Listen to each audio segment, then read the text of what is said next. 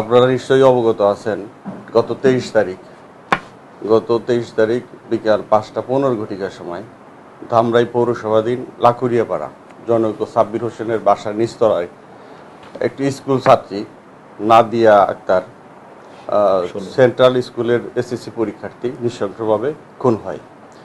এই হত্যাকাণ্ডের ঘটনার সংবাদ প্রাপ্তির সাথে সাথে সিনিয়র অফিসারকে অবহিত করে আমি পুলিশ পরিদর্শন তদন্ত এবং আমার ধামরাই থানার একটি চৌকস টিম ঘটনাস্থল পরিদর্শন করি। ঘটনাস্থলে উপস্থিত হয়ে ভিকটিমের শারীরিক অবস্থা পর্যালোচনা সহ সুরতল রিপোর্ট প্রস্তুত করি এবং পরবর্তী যে আইনানুগ ব্যবস্থা সেটার জন্য আমরা অভিযান পরিচালনা করি। অভিযানের পরিচালনার প্রথমার্থে আমরা যেহেতু ভিকটিম একটা রুমের ভিতরে নৃশংসভাবে হত্যা হয়েছে, সেখানে সিসি ফুটেজ আমরা পর্যালোচনা করি ঘটনাস্থল সহ আশেপাশে, এবং মোবাইলের মাধ্যমে যে মোবাইলে কারোর সাথে কথোপকথন হয়েছে কিনা সেটা লেক্সেল সহ তথ্য প্রযুক্তিতে সর্বোচ্চ যে মাধ্যম আমরা তথ্য প্রযুক্তির সহায়তা নেই, সেখানে খুব অল্প সময়ের মধ্যেই আমরা আমাদের টার্গেট মিলে ফেলি এবং টার্গেট হাতে আসার সাথে সাথে আমরা অভিযান পরিচালনা করি। আপনারা জানেন ইতিমধ্যে এই ঘটনার সাথে যিনি জড়িত আসামি শামীম ওরফে স্বপন, ওনার বাড়ি হচ্ছে আশুলিয়া। ভিকটিম যে রুমে থাকতো তার পাশেই ডান পাশের রুমে থাকতো। সে ঘটনার দিন বিকাল 5:15 ঘটিকার সময় ভিকটিমের বাসায় তার নানুর অনুপস্থিতিতে সে কৌশলে পেঁয়াজ এবং রসুন এরকম ডিম ভাজার কথা বলে, পেঁয়াজ রসুন প্রয়োজন সেই কথা বলে ভিতরে প্রবেশ করে যথারীতি তার যে প্রয়োজন ছিল সেটা বলছে যে আমার কিছু টাকার দরকার, টাকা লাগবে। তো ভিকটিম যথারীতি তাকে টাকা দিতে অপারগতা স্বীকার করে। তখন সে প্রথমে কৌশলে ভিকটিমের ওড়না দিয়ে তাকে গলা পেঁচিয়ে ধাক্কা দিয়ে ফ্লোরে ফেলে দেওয়ার পরে এক পর্যায়ে ভিকটিমকে হত্যা করার জন্য তার হেফাজতে থাকা যে ধারালো চাকু বলে, কাটার দিয়ে গলার চারপাশে প্রথম থেকে শুরু করে চারপাশে সে কেটে ফেলে। আরও মৃত্যু নিশ্চিত করার জন্য তার পাশে থাকা আঞ্চলিক ভাষায় শিল বা পোতা বলে, এটা দিয়ে তার মুখ মণ্ডল বা কপাল থেতলে দেয়।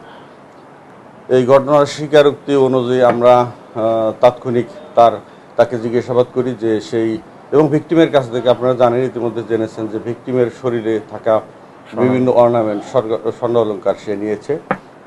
সেটা তাকে জিজ্ঞাসাবাদ করে তার হেফাজত থেকে আমরা ইতিমধ্যে সেই কানের দুল ভিকটিমের এবং ভিকটিমের নানি যিনি শনাক্ত করেছেন কানের দুল উদ্ধার করতে সক্ষম হয়েছি এবং হত্যাকাণ্ডে ব্যবহৃত যে শিল এবং পোতা এটাও আমরা উদ্ধার করতে পেরেছি। আসামিকে জিজ্ঞাসাবাদে আমাদের কাছে প্রতীয়মান হয়েছে সে একজন অনলাইন জুয়ায় আসক্তর কারণে সে বিভিন্ন স্থানে টাকা ঋণ হয়ে গেছে। সেই ঋণের টাকার জন্য সে বেপরোয়া হয়ে যায় এবং আগে থেকেই হয়তো তার টার্গেট ছিল যে একে যে কোনোভাবে হয় টাকা নেবে, না হলে টাকা বিনিময়ে না দিলে তাকে হত্যা করবে। যথারীতি তার হত্যার যে টার্গেট অনুযায়ী সে হত্যাকাণ্ড সংগঠিত করে এবং শেষে তার শরীর থেকে সেই গহনা চুরি করে নিয়ে যায় এটাকে বলে না। এটা প্রতিবেশী, ইনি জাস্ট প্রতিবেশী ও ভিকটিমের সাথে তার অন্য কোনো সম্পর্ক নেই, জাস্ট পাশের বাসার ভাড়াটিয়া, সেই ক্ষেত্রে প্রতিবেশী বলা যায় তাকে। আমরা যে ধারালো অস্ত্র যে বর্ণনা দিয়েছে সে কাটারটা উদ্ধার করার জন্য ইতিমধ্যে আপনারা জেনেছেন আমরা একটি ডুবুরি দল সহ আমরা পুলিশের প্রশাসনের লোকজন আমরা সেই শরীফবাগ যে ব্রিজের নিচে কচুরিপানা নিচে ফেলেছে সেখানে আমরা দীর্ঘ সময় অনুসন্ধান চালিয়েছি, কিন্তু সেটা উদ্ধার করা সম্ভব হয়নি। হয়তো আরও পরবর্তী মামলা তদন্ত সাপেক্ষে হয়তো আমরা আরও হয়তো অভিযান চালালে হয়তো পেয়ে যেতে পারি। আদালতে স্বীকারোক্তি দেবে মর্মে সে জানিয়েছে। যদি আদালতে তার ঘটনা পুলিশের কাছে এবং প্রকাশ্যে যে স্বীকারোক্তি দিয়েছে সেটা যদি বিজ্ঞ আদালতে যথাযথভাবে প্রয়োগ করে তাহলে হয়তো আমরা রিমান্ডে আনার প্রয়োজন মনে করছি না, কিন্তু যদি স্বীকারোক্তি না হয় সেক্ষেত্রে আমরা রিমান্ডে নিয়ে আসি। মামলা মূলত এই ঘটনার সাথে ক্লিয়ার মেসেজ একটাই, সেটা একজনই জড়িত, যেহেতু সে নিজেই বলেছে যে হত্যাকাণ্ডের সাথে সে নিজেই জড়িত এবং এর সাথে অন্য কেউ জড়িত নয়।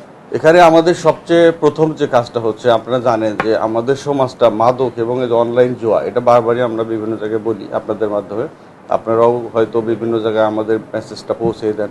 মাদক এবং অনলাইন জুয়া যেভাবে প্রত্যেকটা পরিবারের সদস্যকে অগ্রাসন করে ফেলছে, এখান থেকে যদি আমরা উত্তর না হতে পারি, তাহলে ভবিষ্যতে হয়তোবা আরও এরকম অনেক স্বজনহারা হতে পারে। সেই ক্ষেত্রে প্রত্যেক ফ্যামিলিকে সচেতন থাকতে হবে, তার ফ্যামিলির সদস্যরা, বাচ্চা কাচ্চারা কোথায় যায়, কি করে, কাদের সাথে আড্ডা দেয়, তাদের মাদকে আসক্ত কিনা, অথবা অনলাইন জুয়া যেটা আমরা অনেকেই জানি যে অনলাইন জুয়া সবার হাতেই ডিজিটাল, যেটা মোবাইল ফোন, যেটা স্মার্টফোনের মাধ্যমে খুব সহজেই অনলাইন জুয়াতে আসক্ত হওয়া সম্ভব। এগুলা যদি আমরা জনসচেতনার মাধ্যমে এবং পরিবারের গার্জেনগণ যদি সচেতনার মাধ্যমে আমরা এটা নির্মূল করতে পারি, তাহলে হয়তো এরকম হত্যাকাণ্ড থেকে আমরা উত্তরণ পেতে পারি।